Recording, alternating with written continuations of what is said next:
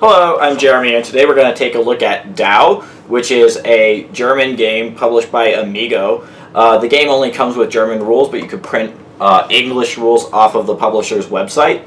The game plays for in about 15 minutes for 2 to 6 players for ages 8 and up. Although you could probably play with smaller, younger children than that, I would think. I'll show you how the rules work, and then I'll come back and give you my thoughts on the game.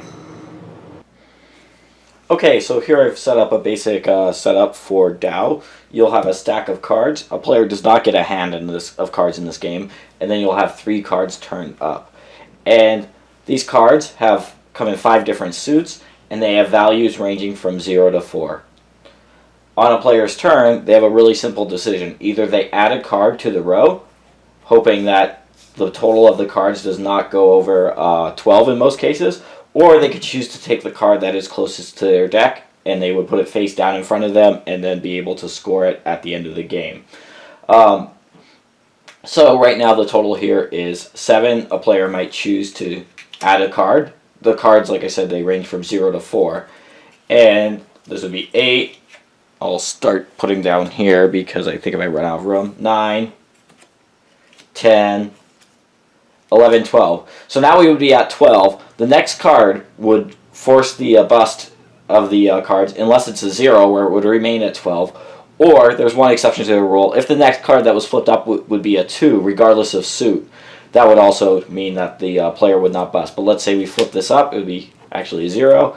Then we flip this up. This would make it to 13. The player who did this would have to take all the cards. Again, your choice is to always take the first card or to take all those cards. So sometimes it's better to just take one card than to risk taking all the cards. After somebody clears out the tableau, either by taking one card at a time or having to take them all, you'll just flip up 3 more. And then the process will repeat until the deck runs out. Let's say that I've taken these over the course of the game. Then at the end of the game, and you could refer to the cards that you've taken at any point to help inform your decisions. At the end of the game, you'll separate your cards into the distinct suits, like such. And then you're going to choose one suit to score. These are actually distinct suits. That's somewhat confusing. You have to look at the symbols on these. This blue and this green are a little close. That's a graphic design issue, I suppose. So now you can see this player has collected all 5 suits of cards. The way the scoring works in the game is you're going to pick one suit that you want to score as positive points. So that would probably be this one. So they'd have 2, 4, 5, 6, 7, 8 points in yellow.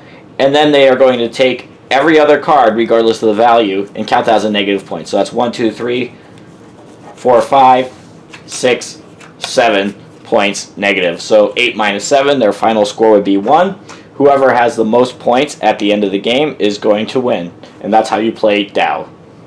Okay, so that is Dao. As you can see, the game almost could not be lighter. It's kind of similar in feel to another light card game called Coloretto. And while I probably do prefer Coloretto, this does play faster, and it does play up to 6 players. I believe Coloretto caps out at 5. For a 15-minute card game, this is surprisingly interesting. At first, it seems really obvious. You would just choose to take, a card whenever you're in a situation where you might possibly bust, so you avoid negative cards. But if you know what suit you're specializing in, sometimes collecting a 3 and a 4 in that suit means that you want to bust, so you will take a risk.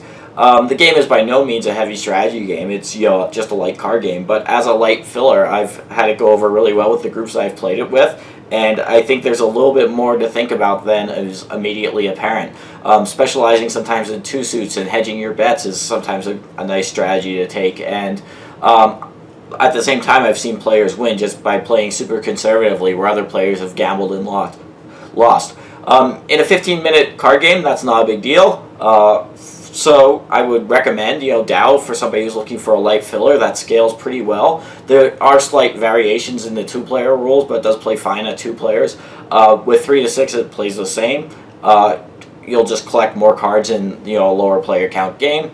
So those are my thoughts on Dao, and thanks for